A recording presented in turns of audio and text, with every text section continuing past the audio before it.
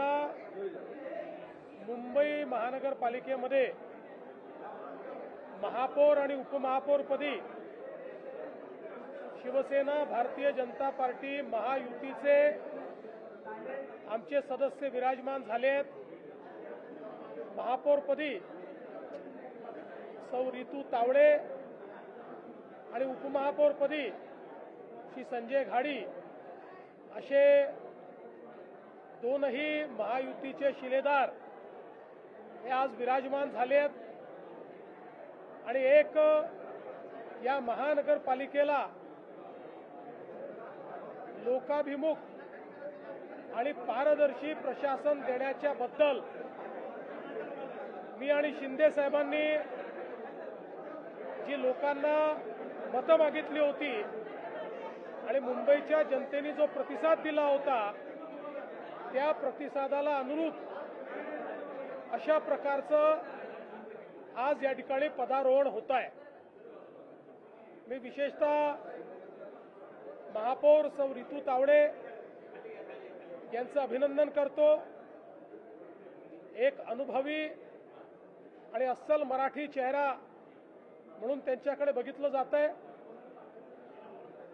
त्यांनी मागच्या काळातही मुंबईकरांच्या प्रश्नांकरता नेहमीच आक्रमक अशा प्रकारची भूमिका घेतलेली आहे आणि मला विश्वास आहे की यापुढे देखील त्यांच्या माध्यमातून मुंबईच्या विकासाचा जो कार्यक्रम महायुतीच्या सरकारने सुरू केलेला आहे तो आता महानगरपालिकेच्या माध्यमातून अतिशय चांगल्या पद्धतीने राबवला जाईल। सोबतच उपमहापौर म्हणून जुने जाणते अनुभवी शिवसैनिक संजय घाडी त्या ठिकाणी आहेत। त्यांच्याही अनुभवाचा फायदा हा निश्चितपणे मिळेल। आमचा हा प्रयत्न असेल की हिंदू हृदय सम्राट शिवसेना प्रमुख बाळासाहेब ठाकरे यांच्या जन्मशताब्दीच्या निमित्ताने त्यांना अपेक्षित अशा प्रकारचं प्रशासन या महानगरपालिकेच्या माध्यमातून आम्ही चालवू आणि आमचे महापौर उपमहापौर आणि आमचे सगळे पदाधिकारी मिळून या महानगरपालिकेला एक दिशा देतील आणि सामान्य मुंबईकरांची जी स्वप्न आहेत ती स्वप्न पूर्ण करण्याचं काम ते करतील। त्याला पूर्ण ताकद देण्याचं काम महायुतीचं सरकार करेल। मी आणि माननीय शिंदे साहेब पूर्ण ताकदीने आम्ही त्यांच्या पाठीशी उभं राहू आणि त्यांच्या माध्यमातून जी आपण नवीन मुंबई घडवतो आहोत त्याला गती देण्याचं काम आम्ही करू।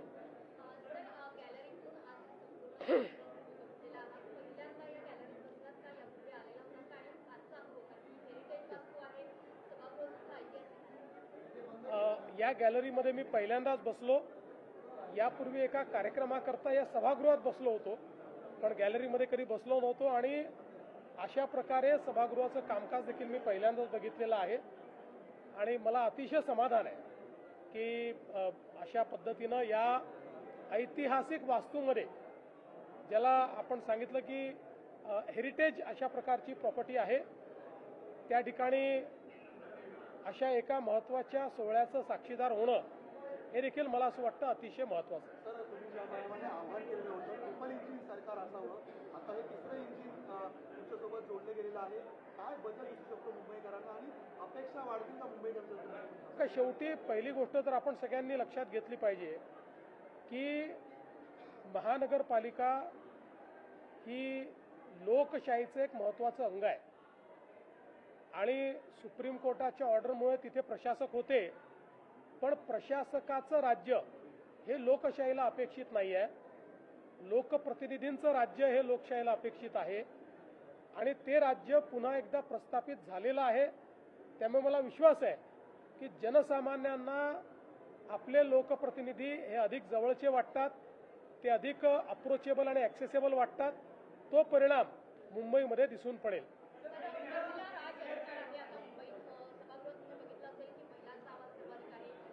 महापौरपदी महिला आहे, महिलांच्या दृष्टीने मुंबईत कोणते महत्त्वाचे निर्णय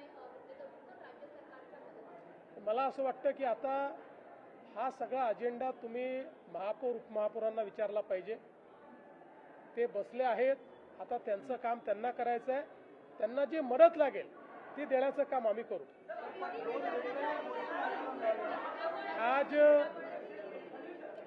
आज बहुत बहुत हर्ष की बात है कि मुंबई महानगर पालिका में हमारी भारतीय जनता पार्टी शिवसेना महायुति की महापौर श्रीमती रीतू तावड़े, इनका निर्विरोध चुनाव हुआ है और साथ ही में उपमहापौर के तौर पर हमारे महायुति के संजय घाड़ी, इनका चुनाव हुआ है. मैं दोनों को बहुत बहुत बधाई देना चाहता हूं. विशेष रूप से हम लोगों ने जनता को जो वादे किए थे उन वादों को पूरा करने का काम अब ये महानगर पालिका करेगी. श्रीमती रीतू तावड़े एक अनुभवी इस प्रकार की नगर सेविका है. उन्होंने पिछले समय भी बहुत जनताभिमुख इस प्रकार का कार्य किया है. उनको महानगर पालिका के प्रशासन की भी समझ है, जनता की नब्ज को भी वो जानती है. इसलिए मुझे पूर्ण विश्वास है कि महानगर पालिका को वह अच्छा नेतृत्व देंगी और महापौर के रूप में जो आम मुंबईकर है उसके सपनों को वो पूरा करेगी. संजय घाड़ी उपमहापौर के रूप में जो चुने गए हैं, एक अनुभवी इस प्रकार के शिवसैनिक है और मेरा विश्वास है कि वे भी पूरी ताकत के साथ इस प्रशासन को चलाने में मदद करेंगे. हमारा प्रयास ये होगा कि ये साल हिंदू हृदय सम्राट शिवसेना प्रमुख बाला साहेब ठाकरे जी के जन्म शताब्दी का साल है. इसलिए उनके सपनों को पूरा करने का प्रयास हमारी महानगर पालिका के माध्यम से होगा और साथ साथ समूचे देश में प्रधानमंत्री मोदी जी ने जिस प्रकार से जन जन के लिए विकास का कार्य किया है, गरीब मध्यम वर्गीय सभी तक जो विकास पहुंचाया है, उसी विकास को आम मुंबईकर तक पहुंचाने का काम हमारी महानगर पालिका करेगी. ये मुझे पूर्ण विश्वास है. मैं और एकनाथ शिंदे जी पूरी ताकत के साथ इस महानगर पालिका को मदद करेंगे.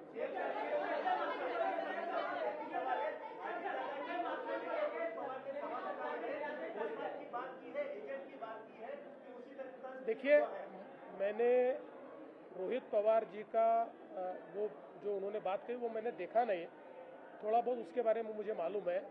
मुझे ऐसा लगता है कि किसी के भी मन में कोई शंका होगी तो उस शंका का निरसन होना चाहिए.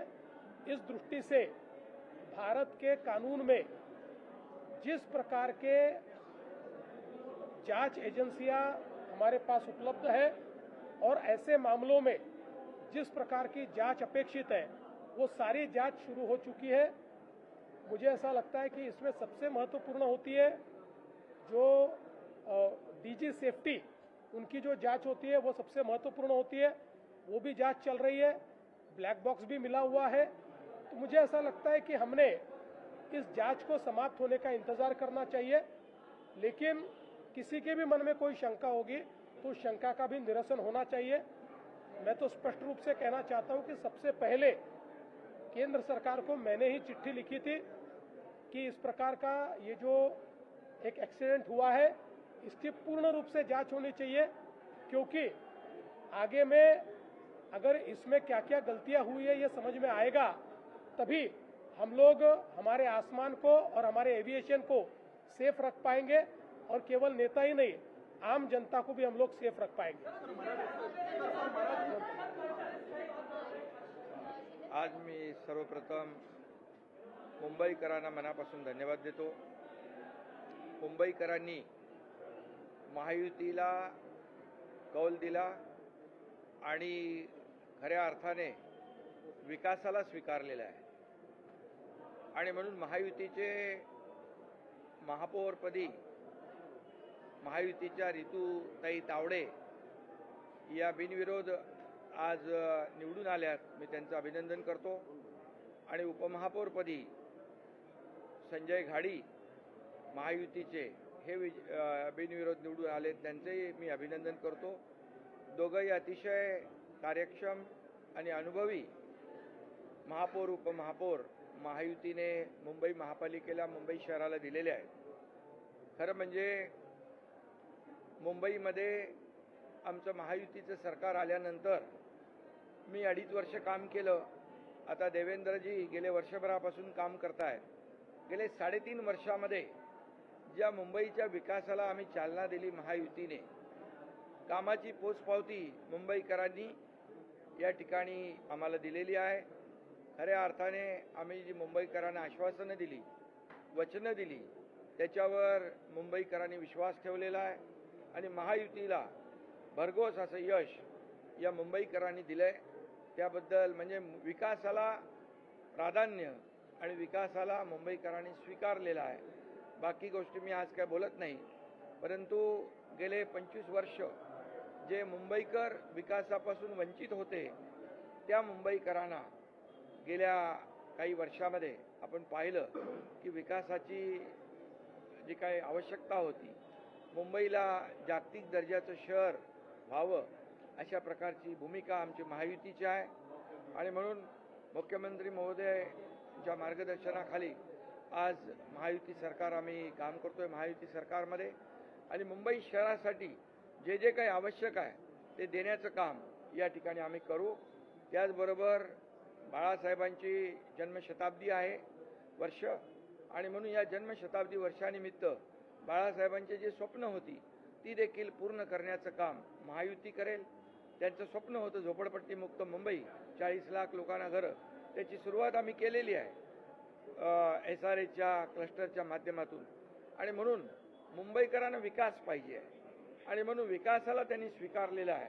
मुंबई खड्डेमुक्त झाली पाहिजे, मुंबईला शुद्ध पिण्याचं पाणी मिळालं पाहिजे, मुंबई भ्रष्टाचार मुक्त झाली पाहिजे, मुंबई प्रदूषण मुक्त झाली पाहिजे, मुंबई ड्रग फ्री झाली पाहिजे. अशा प्रकारची भूमिका सरकारची महायुतीची आहे. आणि त्यामुळे मुंबई हे जागतिक दर्जाचं शहर आहे. त्याच्यामध्ये जे जे काही आवश्यक आहे ते देण्याचं काम महायुती सरकार करेल. या दोन्ही महापौर आणि उपमहापौर आणि सर्व महायुतीच्या पदाधिकाऱ्यांना पूर्ण पाठिंबा महायुती सरकार देईल हा विश्वास या ठिकाणी देतो. आणि त्याचबरोबर देशाचे प्रधानमंत्री नरेंद्र मोदीजी यांनी मुंबईला ग्लोबल फिनटेक कॅपिटल करायचं अशा प्रकारचं जे स्वप्न पाहिलेलं आहे. कारण ज्या वेळेस मुंबईला प्रधानमंत्री महोदय उद्घाटनाला येतात त्या वेळेस त्यांना अपेक्षित असलेली मुंबई, बाळासाहेबांना अपेक्षित असलेली मुंबई या ठिकाणी देण्याचं काम महायुती करेल असा विश्वास या ठिकाणी देतो. आणि पुन्हा एकदा मी महायुतीच्या सर्व कार्यकर्त्यांचं मनापासून अभिनंदन करतो की त्यांनी मेहनत घेऊन महायुतीचे नगरसेवक निवडून आणले, महायुतीला मोठा विजय मिळाला. आणि म्हणून मुंबईकरांना पुन्हा एकदा मनापासून मी खूप खूप धन्यवाद देतो.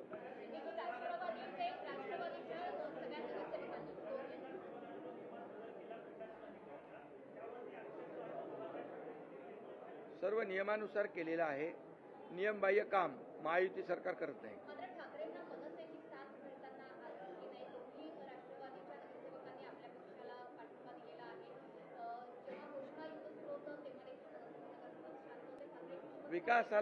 विकासाला पाठिंबा त्यांनी दिलेला आहे आणि त्यांना विश्वास आहे की महायुती सरकार गेले 3.5 वर्षामध्ये जे काम करते आहे आणि त्या कामावर त्यांनी विश्वास दाखवला आहे. त्यांना विकास पाहिजे, ते सोबत येत आहेत.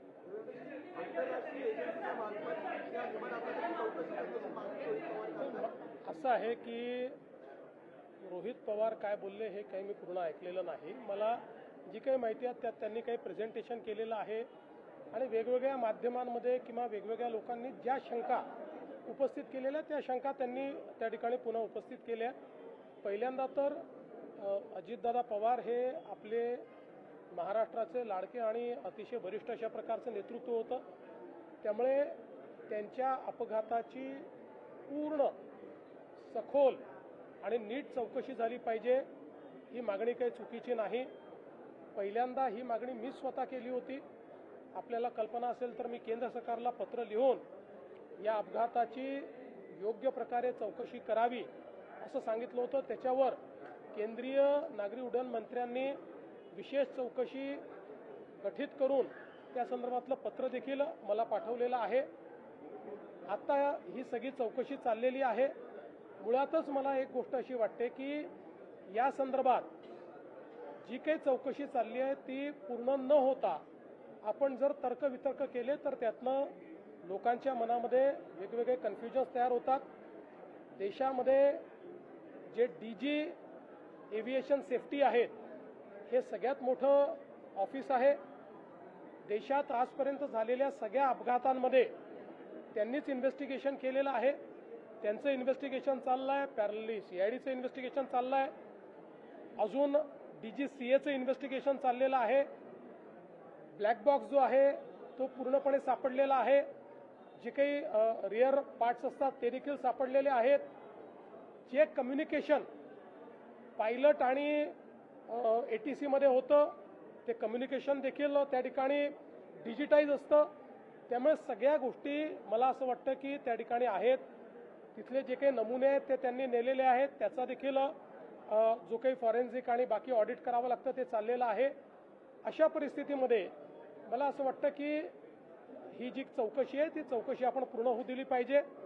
आणि माझं स्वतःचं मत असं आहे की भारतातल्या चौकशी यंत्रणांवर कोणीही त्या ठिकाणी गैरविश्वास किंवा अविश्वास दाखवू नये. कारण आज भारतातल्या चौकशी एजन्सीज या आंतरराष्ट्रीय स्तराच्या आहेत. अनेक छोट्या देशांमध्ये आपल्याकडनं चौकशी करता लोक बोलवले जातात. मला असं वाटतं की ठीक आहे, भावनेच्या भरात कदाचित ते असं बोलले असतील, पण साधारणपणे आपल्या देशातल्या एजन्सीजवर आपण कधी अविश्वास अशा पद्धतीनं दाखवत नाही. याही ठिकाणी दाखवण्याचं कारण नाही. आपल्या सर्वांचेच ते लाडके नेते होते. प्रत्येकालाच असं वाटतंय की त्यांच्या या अपघाताचं सगळं सत्य बाहेर आलं पाहिजे. ते सत्य निश्चितपणे बाहेर येईल हा मला विश्वास आहे. या संदर्भात त्यांचे जर काही मुद्दे असतील तर ते त्यांनी DG सेफ्टीकडे पाठवून दिले पाहिजेत आणि त्या संदर्भात DG सेफ्टीने त्याही संदर्भातले जे काही शंका असतील त्या शंकांचं निरसन केलं पाहिजे. आणि मला असं वाटतं की एकूणच शंका व्यक्त करणं काही चुकीचं नाही आहे.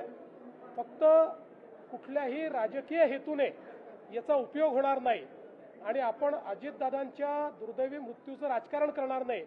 याबाबत मात्र प्रत्येकाने मी कुठल्या व्यक्तीचं बोलत नाही, प्रत्येकाने याबद्दल जरा लक्ष दिलं पाहिजे.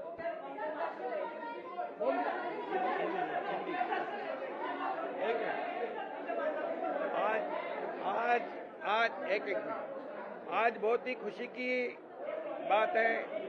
हमारे महायुति के लिए खुशी का दिन है कि आज मुंबई वासियों ने महायुति को आज बहुमत दिया है और महायुति का महापौर और महायुति का उपमहापौर, महायुति के महापौर हमारी रितुबेन तावड़े और महायुति के उपमहापौर संजय घाड़ी, ये दोनों आज निर्विरोध यहाँ पर चुनकर आए हैं. मैं उनका अभिनंदन करता हूँ. मुंबई वासियों को भी बहुत बहुत धन्यवाद देता हूँ कि उन्होंने महायुति पर विश्वास रखा है, विकास को चुना है और विकास को स्वीकारा है. हमारे 3.5 सालों के कामों का उन्होंने इस चुनाव में हमें जीत के रूप में मुंबई वासियों ने महायुति को चुनकर दिया है. इसलिए मैं मुंबई वासियों को धन्यवाद देता हूँ. हिंदू हृदय सम्राट बाला साहेब ठाकरे जी की जन्म शताब्दी वर्ष है और इस वर्ष के औचित्य पर उनके जो सपने हैं, मुंबई को विकसित करना, मुंबई को साफ सुथरे रास्ते देना, मुंबई झोपड़पट्टी मुक्त करना, प्रदूषण मुक्त करना, भ्रष्टाचार मुक्त करना, गड्ढों से मुक्त करना, ये सब काम महायुति करेगी. और हमारे देश के आदरणीय प्रधानमंत्री नरेंद्र मोदी जी का भी सपना है कि मुंबई वर्ल्ड क्लास होनी चाहिए. जागतिक दर्जा मुंबई को प्राप्त है और मुंबई फिनटेक कैपिटल होनी चाहिए. मुंबई पूरे दुनिया के लोग यहाँ आते हैं, उनको वैसी सुविधा मिलनी चाहिए.